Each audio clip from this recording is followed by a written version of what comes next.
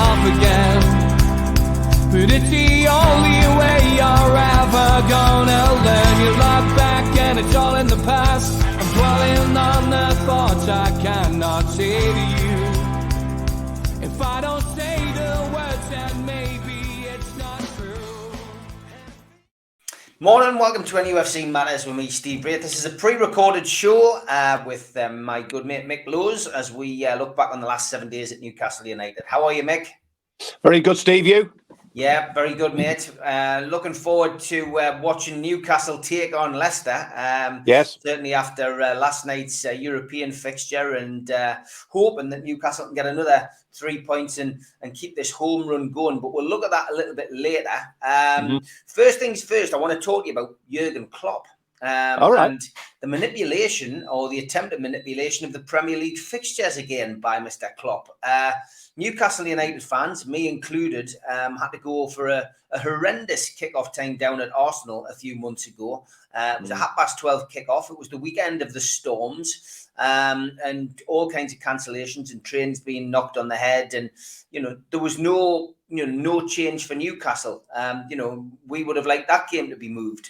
But unfortunately, it didn't get moved. Klopp, though, is now saying that because of the Newcastle-Liverpool fixture, which falls at the end of the month, being at that crucial time where he's got big Champions League fixtures coming up, he wants it moved. I mean, is he living in the real world, Mick?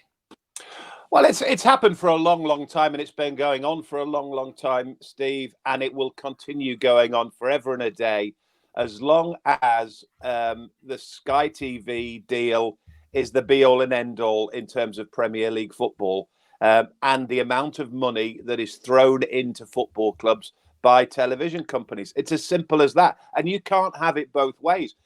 You've just thrown that at me. Immediately, my thought goes to a week, long time ago, when we played in Europe on a Thursday night. I can't remember who we were playing. But in the meantime, we were supposed to be playing Wolverhampton Wanderers at Molineux on a Saturday lunchtime after a Thursday night game. And I remember Freddie Shepherd, God rest his soul, saying, "Oh, this is a disgrace, this is a disgrace, this is a disgrace." And I said to him, "Freddie, at the end of the day, if you want the Sky money, if you take the Sky money, if you need the amounts of finance that Sky are throwing at your television, at your football club, then you need to live with it. You either turn around and say to them, okay, we don't want the fixture, we don't want the TV, we don't want the money, we just want to do it properly, then you can do it. But you can't have it both ways." And to be fair to Freddie, he admitted it. He was just trying to chance his arm at moving the fixture from the Saturday lunchtime, which of course I can't remember who the manager was at the time, was obviously upset because he wants his players getting in the better form that he could be in. But Klopp's in the exact same situation this time around. You just have to live with it. If you turn it round and if you say to people, we don't want the money, we don't want the TV, then fine. Get. You can play the fixture whenever you want to play the fixture. But while you say to Sky Television, yes, we want your money, or whichever TV company it is, then I'm sorry, you've got to live with it, and your players have got to live with it, and as a manager, you've got to live with it, and as the coach, you've got to live with it, and it's as simple as that. Yeah, I would agree. On to something else that caught my eyes this week, and that is Newcastle are advertising a new job position. And this is for a sports performance nutritionist. And Eddie Howe is keen to have somebody on board. And I guess it's because nutritionists in the game have become crucial figures. Jurgen Klopp in recent weeks has referred to Mona Nemeth, who's the club's head of nutrition, as one of his most important signings. Does it surprise you, Mick, really, how important nutrition has become as part of the game? Not at all. And I wouldn't actually say they're particularly new people at this minute in time. I mean, the nutrition and the food and the dieting, etc., has been going for a while. I mean, what I would say is, at this minute in time, I would say if I was a if I was a manager, if I was a coach, and I think most football clubs around the country are looking into this issue and that issue, and something that gives them an advantage, something that helps their players, something that helps them motivate their players. I wouldn't worry about dietitians, which dietitians are, as I say, pretty old hat. I mean, it's been going 10, 15, 20 years, dietitians. You know, if you go back into the 70s and 80s, there were some fairly forward-thinking managers and football clubs doing those sorts of things. I'm surprised that the psychology element isn't the element that is more of a talking point and more of something that football clubs are getting involved in, because men health and male health is a much bigger issue, particularly amongst footballers as well, than is dietitian. So, you know, I'm not surprised at all by the dietary situation. I'm not surprised that clubs are looking at one thing or another. I mean, you know, you've only got to think about, and we're talking about possibly even beyond the 90s, where, you know, the lads at Newcastle on the way home on the bus would always stop at the Wetherby Whaler. You know, they'd always stop at fish and chips. You know, there was.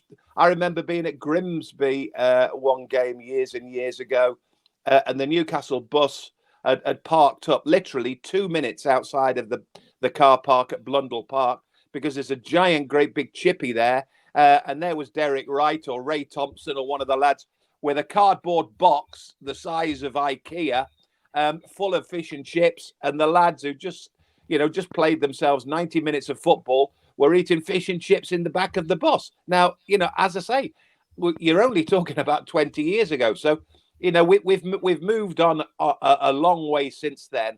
And I think the other factor as well is, I think players themselves are pretty much keyed up to what they need to do and what they don't need to do. They treat their bodies an awful lot better than they used to treat their bodies. But the psychology side of things is something that players do need to get a grip of, and players and footballers, coaches, clubs are very, very keen on it, and so they should be. I mean, we had the terrible incident revolving the sad Gary Speed at our club. You know, so you know that there are issues left, right, and centre with men's health and footballers' health. And I would think that would be far more of something I would be interested in and something I would be pushing at than dietitians, etc. Just keeping one eye on Eddie Howe's press conference, which is taking place. Yes, I saw that. Yeah, this Friday morning, and he's made an interesting comment about Sean Longstaff's future, and he basically says, "I see a long-term future for him here. We just hope that we can get the contract sorted." Is that a surprise to you, Mick? It doesn't surprise me to a degree. I've been a great fan of Eddie Howe, as you know, for the last 3 or 4 months, when, you know, it took him time to bed it in. You know, he didn't have the best of starts, but nobody hits the game rolling unless you're a Klopp or unless you're a Guardiola, and you've got a squad that is in a good shape. You know, he had to work that shape. He had to sort out the fundamentals. But since then, as a manager, he's been outstanding. Was it only three defeats in the last 13 in the Premier League? So he's doing very well. The one thing I find slightly surprising about Eddie Howe, and this isn't in the slightest bit critical of him, and because everybody does it differently, and it isn't shooting him down in the slightest. The one thing I'm a little bit more, and I've said this before, the one thing I find a little bit surprising is he's very, in some ways I've said he's very loyal about his players. Other times I've thought to myself, he's a little bit too gung-ho about his players. The statements about Dwight Gale last game or the game before, when he described him as, you know, probably the best finisher in the football club, the fact that he's an outstanding player, he's a great worker at the football club, he works well at the football club, he's a good motivator, he talks well with everyone, he's an important and an integral part of the squad. And then again goes back to the business about He's a fantastic finisher. He's a great goal scorer.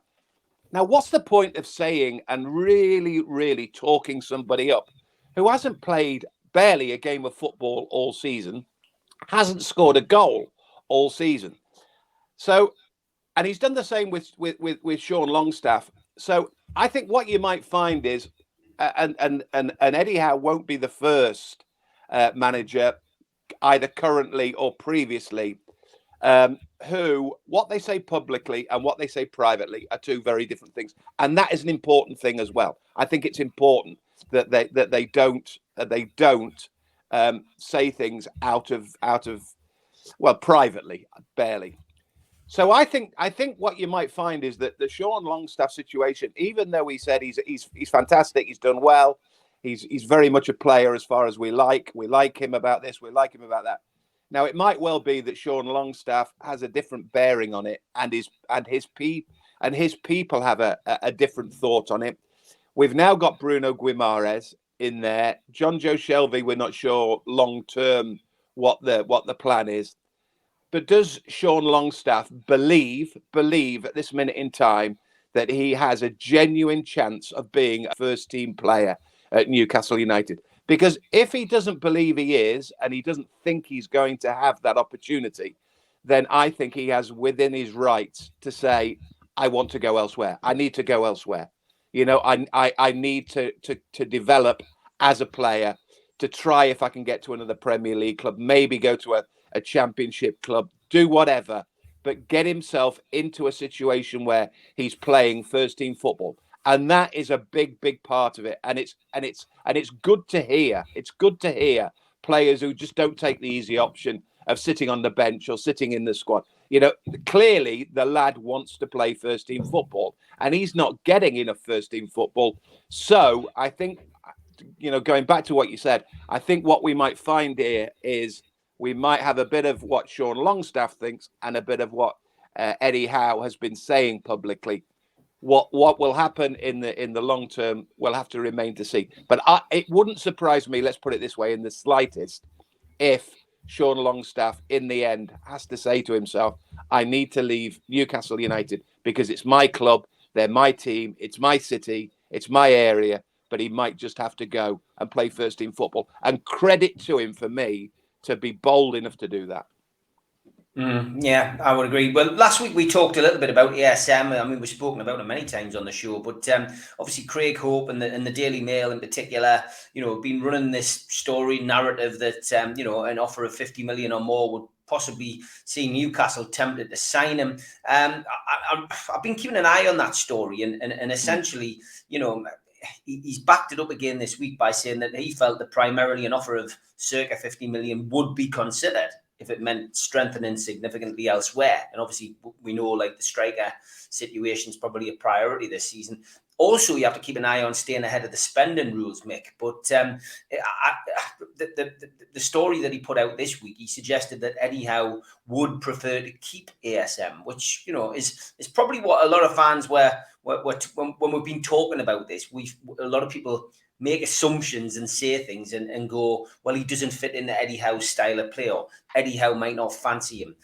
He doesn't put enough work rate in for him. But yeah, it was. I mean, I think this is going to run and run. This is going to be one of those stories that runs through the transfer window. But you know, you use the word there, assumption. You're also assuming that Craig Hope and Eddie Howe sit and talk to one another, and Eddie Howe tells Craig Hope what he thinks long term his ideas are about ASM. Now, I don't know. Maybe he is, maybe he isn't. But on what bare knowledge I have of Eddie Howe, I'd find it surprising that he's at this minute in time prepared to let a journalist know that as of next season he wants to keep one of his top players at the football club regardless, because nobody knows genuinely. I mean, let's put it this way: if somebody comes knocking on the door in June, July and says we'd like to offer £80 million on ASM, whether Eddie Howe likes it or not, he might be taken out of his hand, and the powers that be might say, we need to get rid. We need, because as you say, of the financial issues. The other side of the coin is, I think I said after the Wolves game, as really, really frustrating as he was and how much he annoys a lot of people, I maintained at the time I would still keep him. And I sort of split it. 1 week I do, 1 week I don't. But I genuinely think he's a talent. But I also said at that time, I would be surprised at this minute in time if A, a top club, and B, necessarily to the tune of £50 million, anybody would take him at this minute in time. I really don't. I really don't. Once he develops himself as a proper player with a consistent level of performance, then without a shadow of a doubt, you're talking 50 million. You're talking probably more than that. You're probably talking about maybe one of the top six, or maybe somewhere in Europe would want to take him. But at this minute in time, if they're watching him like we're watching him, like Eddie Howe's watching him, like the ownership are watching him, like everybody's watching him, when he does things like he did against Wolverhampton Wanderers, then I'm sorry, you just have to say to yourself, we're not sure. You're not sure. Are you going to spend 50 million on somebody who just doesn't really, and it's not just about them as an individual, not just him as a talent. It's about him as a package with the other 10 at Liverpool, at Manchester United, at Barcelona, whoever you want to throw in. So managers are going to be very careful about not only of that player as an individual, but what that player is going to do to the rest of his squad. And in the way that the ASM frustrates a lot of people at Newcastle, he'll frustrate a lot of people elsewhere. So, as I say, if Craig Hope knows from Eddie Howe that he's definitely there next season, and I want to keep him, and I'm aware that there is a £50 million offer, then you have to take him at his word, because he's a journalist, and he's saying presumably the truth. I personally find it surprising. I don't find it surprising that Eddie Howe might want to keep him, but I do find it surprising that there is necessarily going to be people at the tune of £50 million falling over themselves to buy ASM come the summer. Yeah, going to be an interesting one. We'll watch that as it develops. Just continuing in the same vein with Howe's press conference, he has put out a little statement towards Klopp's request, which we mentioned at the top of the programme. And he said, we ended up with 4 away games in very quick succession. Absolutely. Recently, which was far from ideal. But we had to bite the bullet and get on with it, which is true, isn't it? We don't decide the fixtures. We play the game. But I do have every sympathy, he says. Everybody plays the game. Everybody plays the game. It's, I think my exact phrase, I'm just trying to remember this. My exact phrase to Freddie back in the day was, and I used this on BBC television on the Friday night. And I said, Freddie, it isn't sound common sense. It is pounds, shillings, pence. That's the difference between the two, of playing on a Thursday night against Europe and then playing the Saturday lunchtime against Molineux. Freddie tried to say it was common sense to play elsewhere other than the Saturday lunchtime. I said, you're not playing at common sense. You're playing at pounds, shillings and pence. It's about money. It's all about money. It's about TV. And it'll never change. It'll never change. No, definitely not. You mentioned Bruno earlier on, and just going back to last Friday's game against Wolves, it was a hard-earned win, but it was a vital win, and especially the way the results went. Norwich beating Burnley gave us a hell of a cushion, Mick. Almost there is the way I would probably describe it. Another 3 points and results going our way, I think, will more or less cement our Premier League survival, but it looks good at the moment. But Bruno, once again, was just outstanding. He looks a cut above, Mick, and getting the praise of the manager and coaching staff, and rightly so. Absolutely, but we'd seen it. I think I mentioned last week. We'd seen little glimpse of him. We particularly saw that first 45 against Everton when he was really, really good at Goodison. I thought he was actually better at Goodison than he was against Wolves, because The game was so fragmented against Wolves. I mean, it was such a bitty game. Neither side played to any level whatsoever. But what you saw from him is a proper player, somebody who picks the ball up, uses the ball, is clever, and he is, without the shadow of a doubt. And I think Eddie Howe mentioned this after the game. Long term, he is going to be the key man. I think they're looking at him as, he will be the most important member in that squad and in that 11 for certainly the foreseeable future. Now, who we buy in the summer, how we mix and match it, how we change it at this minute in time, you've got to remember that, God bless him, not only did he sit on his backside and do nothing for about 6 or 7 games, quite rightly, because we were playing so well in that 9-game run, that he was bold enough just to sit there and wait. Even when he's had to play, we are still playing at 4-3-3 fixtures with negativity to a degree, because it's about survival, it's about getting through. And as I say, we are now, I think you could almost said it as, it's done. The deal is done. If you look at the fixtures, one more win against Leicester, Palace, Norwich should just about. Well, the problem with arithmetic is that it'll probably last maybe another 3 or 4 weeks, but it just looks genuinely as if the deal is done. Now, once it's done, as I mentioned last week, hopefully we might change the way we play a bit. We might be a bit more expansive, and that's where we might see a little bit different about Bruno. Let's just see if he can do. The elements and those who know him better have said that he is such a tidy player. He's such a good player.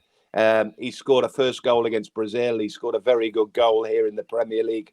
But how many goals is he capable of scoring? How many times do we see him getting over halfway? How many times do we see him creating options to players left, right, and centre? Now, at this minute in time, like the rest of the 11, he's about doing a shift. He's about working hard so that we don't lose a game of football. If we can win it, even better still. And we've done fantastically well. But once upon a time, now that we've decided that Premier League football is playing next season, let's have a look and see what Bruno in particular is all about. Let's just see if we can't see whether he is a bit more attack-minded, is a bit more offensive. Because at this minute in time, he's just been asked to do a job by Eddie Howe. And that is essentially to manage with John Joe Shelvey, the back four, with a bit of possession from Joe Linton. And let's just see what we can nick in terms of a goal from the Frasers, Woods and ASMs, to be fair. But this could change. This could change in the next 7 games between now and the end of the season. Yeah, of course it could. That's that's going to be something again to watch, and from our perspective, it's it's just great to have a player of his quality there, and if that's the kind of player that we're going to bring in over the course of the summer as well, I don't think you'll get many complaints from Newcastle United supporters. Somebody who is clearly bought into the region as well, which is fantastic. So,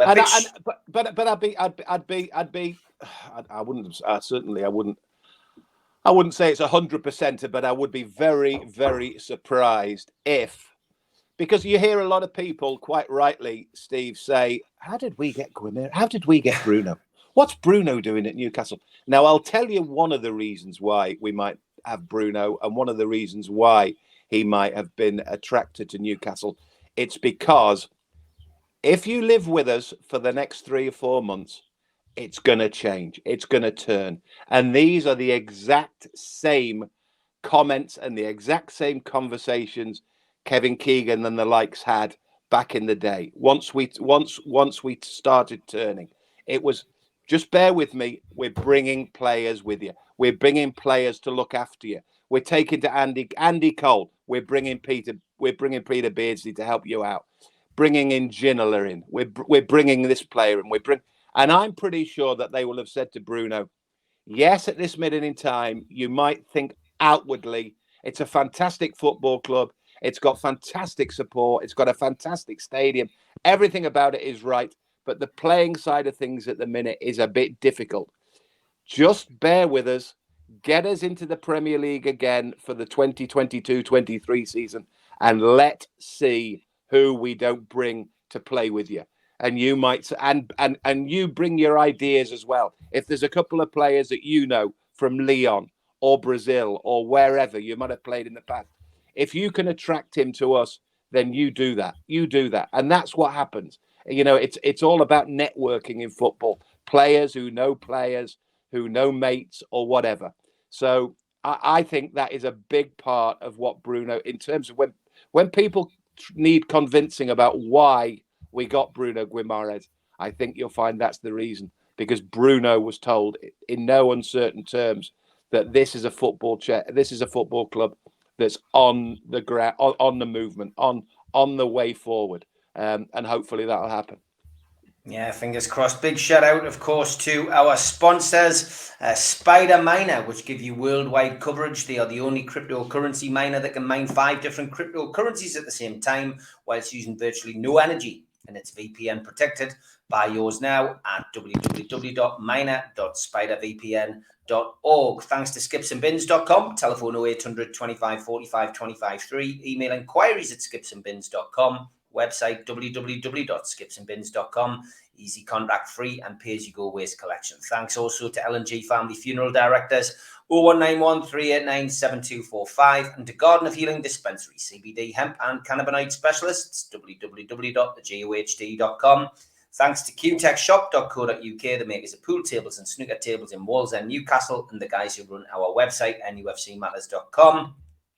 Thanks also to CleeKai. Meet the new Game Over screen. Drop into a CleeRun device near you. Available at Apple Store, Google Play, and clearun.game. Thanks to Media Arts. And if you want to subscribe, hit the Newcastle Legends logo in the bottom right-hand corner, and you can subscribe for free. We still do 7 shows a week. Hit the thumb up to like the video, click share to share to your social media, and drop into the comments section to speak to like-minded Newcastle fans. We're still available as a podcast as well on iTunes, Spotify, and other podcast providers. Usually goes up 24 hours after the show is finished.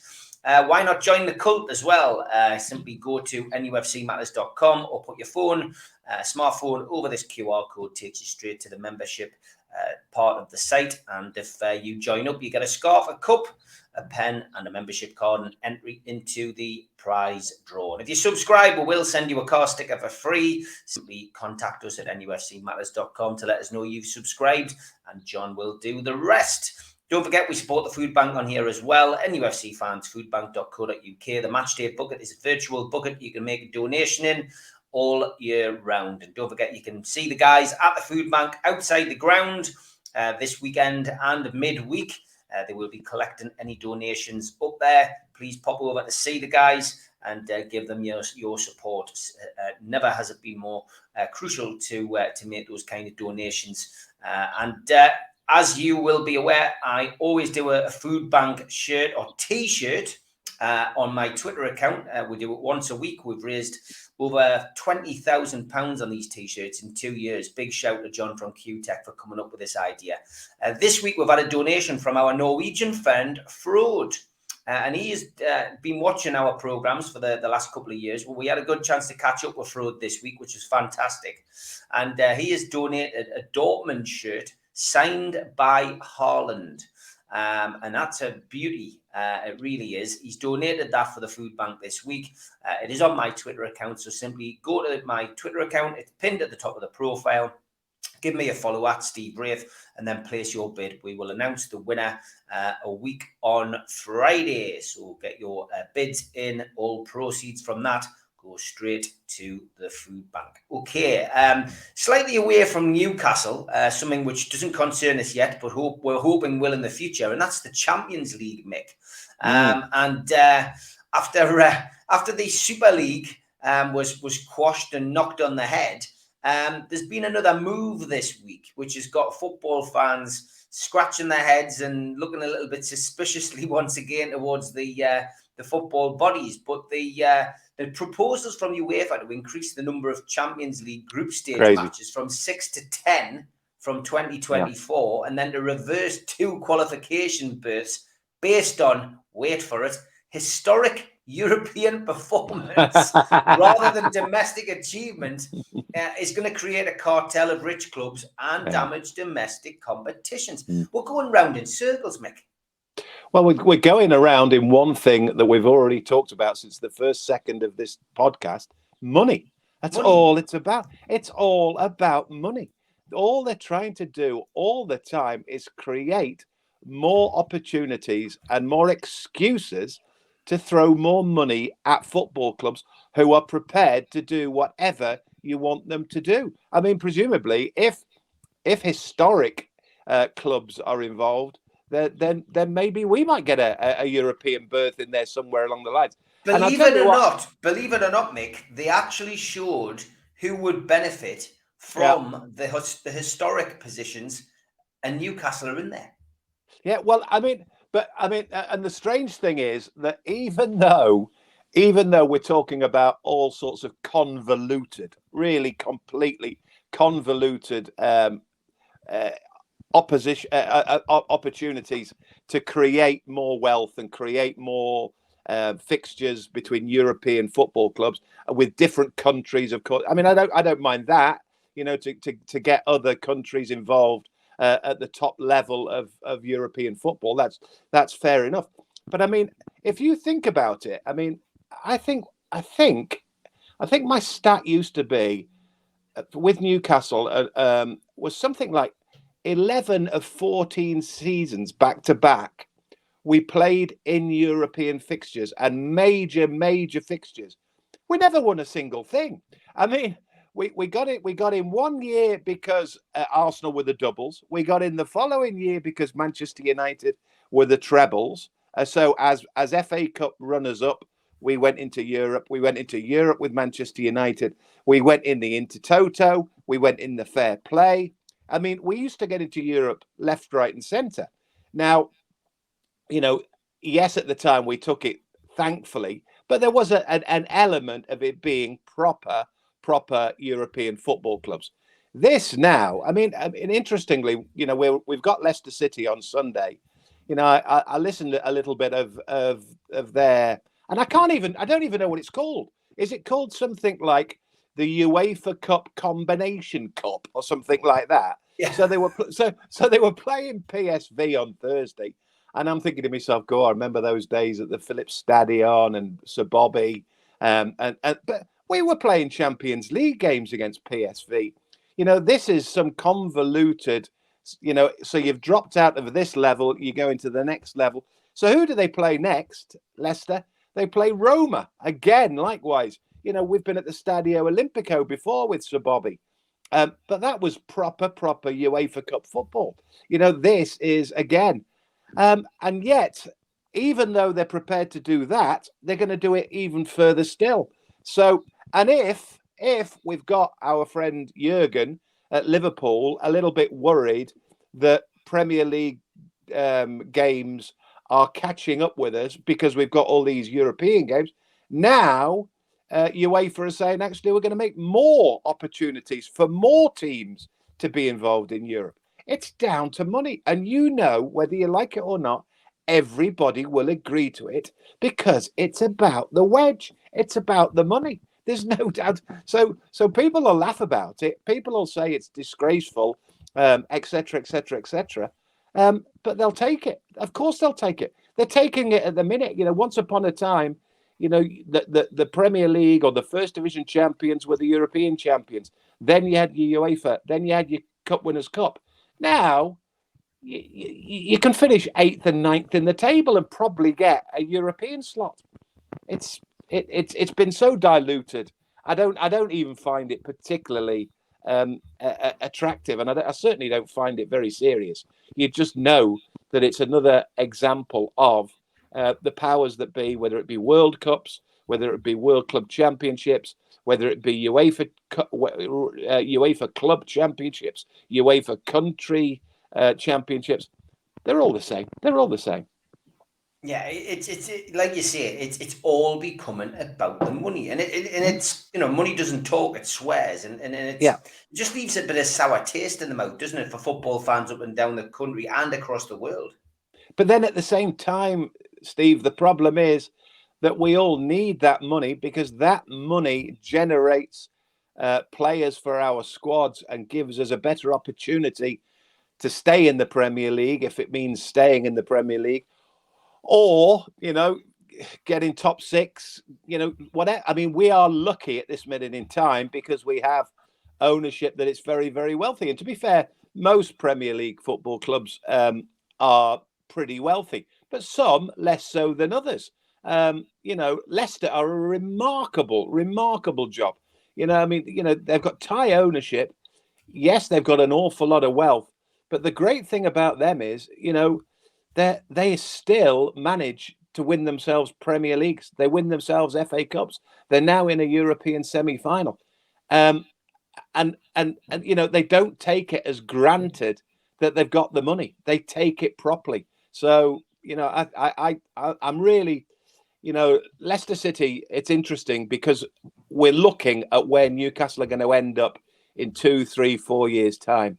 I think if we need to get ourselves some sort of benchmark as to what we do, how we do it, who we aim at being our sort of role model, then I think Leicester City are as good a bet as we've got at this minute in time, because what they've done at it used to be Filbert Street, of course, now the King Power, is a phenomenal piece of business, A, behind the scenes, and B, from the footballing side of things as well.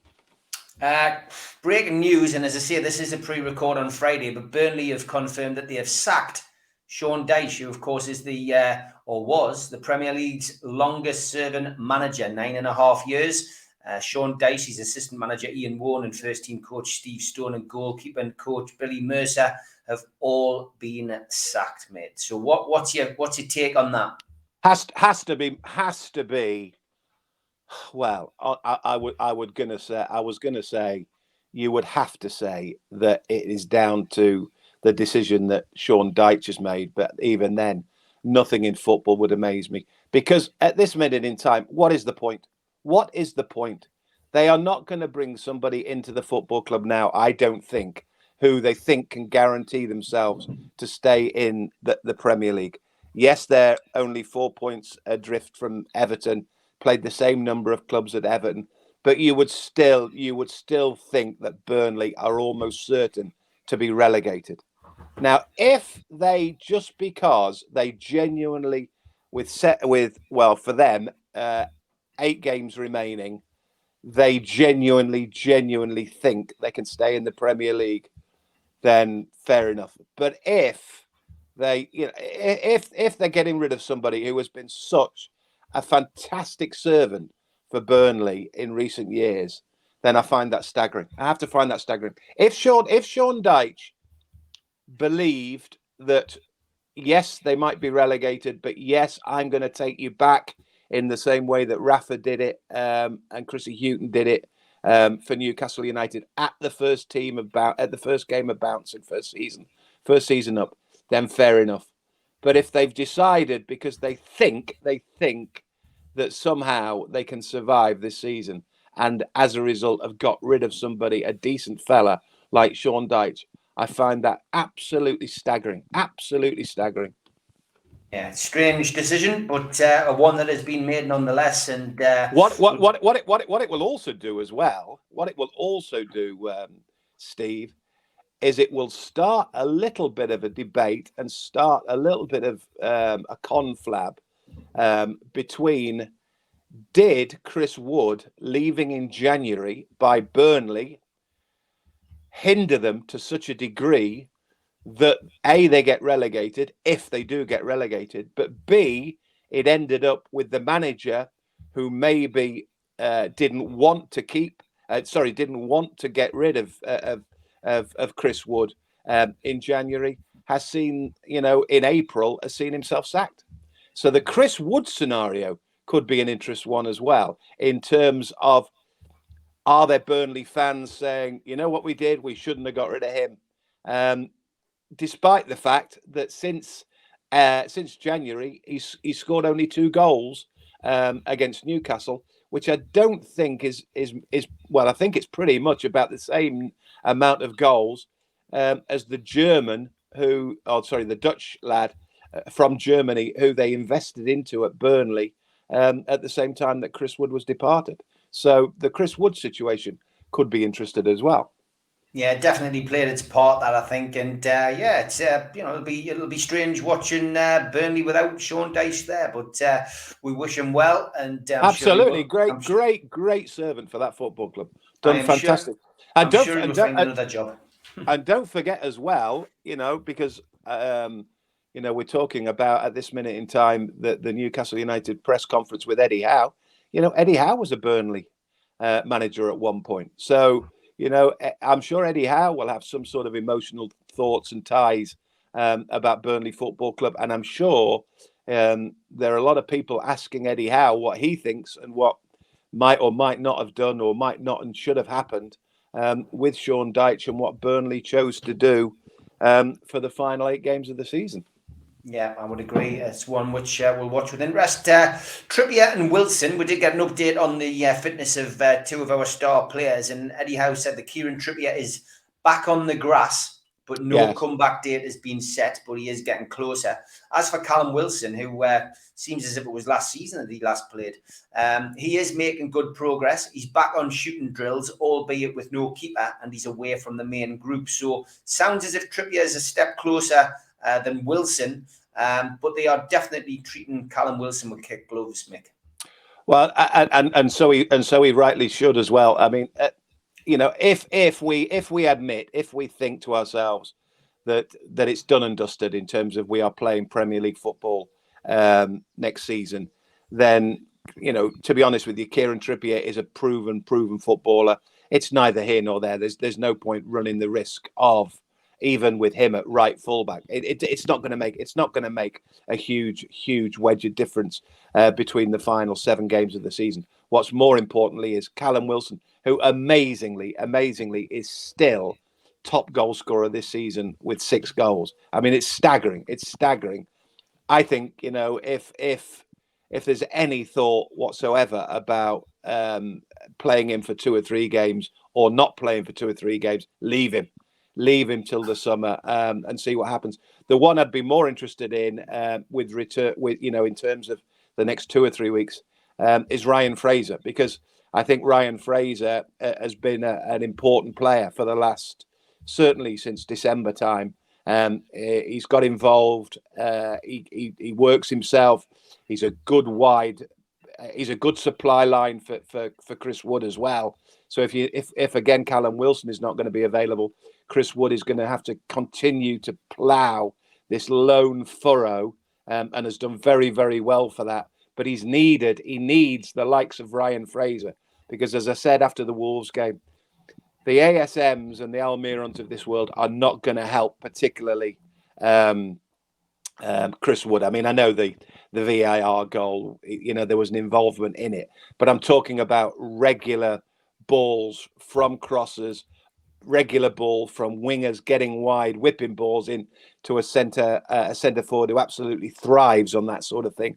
Ryan Fraser, what looked like a nasty hamstring injury, we'll just have to wait and see. But he of the 3 that we've talked about would be more important to me than Callum Wilson and Kieran Trippier. Forget them. Leave them about next season, as far as I'm concerned. Yeah, I would agree, mate. It's just getting it right, isn't it? Because the guy gives us goals, but it's good to see. And I mean, the previous manager ultimately did tend to rush players back. Maybe that was pressure. The fact that it was pressure as well. Was pressure. It was much the same about ASM. I mean, he was our only real opportunity. And he's probably get to a stage where he must have been thinking, I'm flogging a dead horse here. It's gonna be hopefully a much brighter scene and a much brighter place come the end of this season, and certainly hopefully the start of next season. Good news on the Ryan Fraser front as well, by the sounds of it. The scans have showed that it's not too serious an injury. Good. he hasn't been ruled out of this weekend's fixture. And Joe Willock's illness is over, and he looks like he's available for selection as well. So plenty food for thought, I guess, for Eddie Howe going into the game at the weekend. Absolutely, because as we said, once we get to a stage where he can release the shackles a little bit, sooner or later he could maybe think about maybe going 4-4-2. He could maybe being a bit more attack minded. We talked about, and I've talked about before, about how much I'm not entirely convinced that Shelvey and Bruno can play. Certainly in a 3, it's just a bit too convoluted there. You need a bit of width and you need a bit of space. So it'll be interesting to see.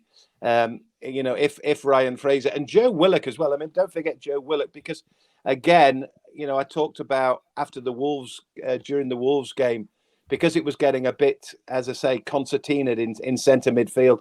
Maybe, if you needed to win a game, you might need to pull either Shelvey or Bruno and get somebody who drives and runs and carries the ball forward. And Willock is an opportunity along with Longstaff, as opposed to Joe Linton and Bruno and Shelvey. Joe Willock. I would be absolutely amazed if Fraser plays on Sunday if it was a hamstring. But let's wait and see. But again, I think Sunday's an opportunity. Having talked about the PSV, I think if you're a football club and you're Leicester and you're very, very comfortable, but you're looking at a football club that's on a real upward curve. And yes, somehow they've got into the Premier League. How they did it, we don't know, but fair play to them. They did fantastically well. They won the Premier League. Then they did what they'd never done before. They win the FA Cup.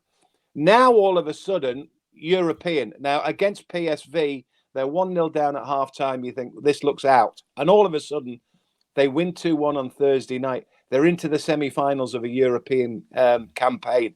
And all of a sudden, a football club that hadn't done an awful lot in its entire history, all of a sudden is looking at Premier League, FA Cup, and potentially a European Cup winning side in the space of, 6 or 7 years.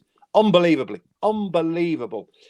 With ownership who've gone through terrible problems they went through, in terms of bereavement. They're a small football club, but they're an absolutely remarkable football club. And I think they might just be a little bit, their eye might just be off the ball. And they, there's a lot of people. I mean, it happened to Newcastle with at least one of the 2 FA Cup finals at Wembley. We just stopped playing in the Premier because everybody was obsessed with doing what we need to do, and that's win a trophy. Now, yes, they've done a Premier League, yes, they've done an FA Cup, but I'm sure they must be thinking, "God, if we can lift a European Cup as well." And I think they might just be thinking, right, cotton wool buds. Let's just make sure that we've got Roma in the semi-final. Let's just have a think about that. Let's just maybe have a tinker at St James's Park against Newcastle United. I don't know. That might be, and it's not being disrespectful to Brendan. It's not being disrespectful to Leicester Football Club. I just know that it's a tendency when you've got a big prize looming on the horizon. And if they have with a European semi-final, then that might be an opportunity on Sunday for Newcastle to just pick off that final win, which I'm sure will absolutely, almost certainly end it for good in terms of Premier League football next season. Newcastle United take on Leicester City. It's a 2:15 kickoff live on Sky Sports at St James's Park. The game, no surprise, is completely sold out, and there will be Newcastle United royalty there as Mick Lowes takes his seat in the stands. And since I found this out on NUFC.com, since Gabriel Obertan's goal gave Newcastle a 1-0 victory at St James's Park in October 2014, Leicester have racked up 5 successive Premier League wins on Tyneside with an aggregate score of 13 goals to 3 in their favour. So let's hope we can overturn that horrendous statistic. Pre-match, Supermac will be at the Dog and Parrot at 12. Post-match, he will be at the Dog and Parrot at 4:30. Get yourself in. It's free to see him. And young Holly will be interviewing Supermac pre-match and post-match this coming week. Well, as for injuries and suspensions, etc., we've heard already this morning that Joe Willock is fit to resume his place in the squad. Ryan Fraser's injury may not be as bad as we first thought. And obviously the situation with Trippier and Wilson has been well discussed as well on this show. So don't expect to see them pulling on the black and white shirt at the weekend. As for Leicester, well, no news from there as this is a pre-record. But Wilfred Ndidi is missing due to injury. Jamie Vardy's unlikely to feature. And there's still a doubt over former Newcastle player Ayoze Perez, although he was on the bench for the European fixture. But whether he starts is another question. Referee for the game's Jared Gillette. And on VAR, which is often switched off, is Lee Mason. So, Mick, how do you see this game going? Well, I just mentioned there about the fact that I do think that there is an opportunity because I think Leicester, having got through to the semi-final of a European, might just be a little bit distracted. And what's interesting as well is that in previous rounds of this European campaign at one verse or another, have been pretty much tinkered with it and played around with it and played weakened players with it. They changed it on Thursday. He went full throttle, Brendan Rodgers. So if you look at the Leicester side on Thursday, compared to their previous European outings, it's very much and pretty much full strength. So that again leads me to believe that they're thinking about Europe. They're thinking about a semi-final against Roma. It's a huge, huge carrot dangling for them. So you wouldn't be surprised in the same way that in previous rounds, what they would have done on a Thursday is that they would weakened it and gone full strength with the Premier League. I wouldn't be surprised with them being full strength in Eindhoven on Thursday night.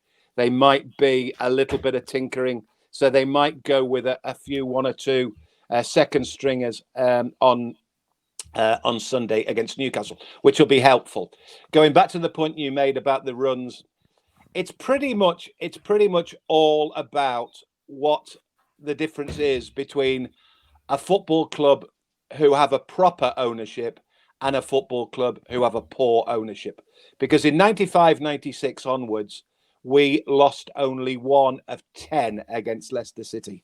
As soon as your man arrived, we started failing. We started being miserable. We started failing against just about everybody at St James's. And sure enough, it's not only just 5 Premier Leagues beaten by Leicester City. It's 6 in all. There's a League Cup meeting in there as well. So Leicester are unbeaten in 6 of their last visits against St James's Park. But as I say, that is down to the fact that they have been doing it properly. And up until October, November of last year, we were doing it. We were doing it exactly the opposite. We were making a dog's ear of a football club. So hopefully this, as with an awful lot, this will be a sign of Newcastle. We know what War Flags will do. We know what the crowd will do. It's a complete sellout. We know they'll be roaring. We know that Leicester will turn up and they'll think to themselves, you know what they'll think to themselves? We've been here the last 5 or 6 times here. It's been dead as a duck, dead as a dodo. No noise, no opposition. It'll be different Sunday. It'll be different Sunday. And as a result, I think, as good as I like Leicester, and I think Leicester are a very good side, but I just think that Wolves win, as poor as it was in terms of a performance by everybody, really, I think it's given us a bounce. I think it's given us a lift. And I think if we really put it together and the crowd do what they do, it's a Sunday afternoon, everybody's smiling. Hopefully the sun is shining. It's Easter weekend, 52,000. Let's properly do it and see all about Premier League football next season. And I think Leicester will just think it's too hot. It's too hot to handle St James's on Sunday. Yeah, I hope so. I hope you're right. I hope you see a good performance and 3 points. Just want to finish up on this, Mick. And again, because we're pre-recording on this specific day, I think it's only right that you pay tribute really to the 97 who lost their lives at Hillsborough. Never forgotten. No. And just such a tragic loss of life and something which could have been avoided. I never went to the first game, of course. I was working on the Saturday, but I did because I have a Nottingham Forest connection, and I had a Forest connection at the time. I went to the second game at Old Trafford when, of course, Liverpool, quite rightly won and went through to the final.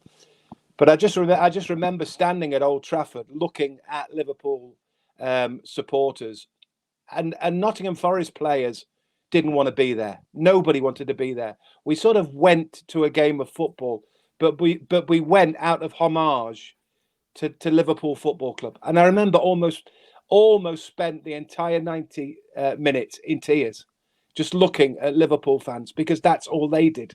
They cried their eyes out. They didn't want to be there either, but they wanted their team to win an FA Cup semi-final and go on to the final and hopefully pay respects to those who died at Hillsborough. So it is without the saddest day in terms of football supporting that you've ever come across. Every time we walked to Anfield, you touched the flame on the Anfield, on the Shankly gates. It's a tragedy. It's an absolute tragedy. And everybody knows the line, but the line is people genuinely went home and went to a game of football and didn't go home. It's appalling. It's appalling.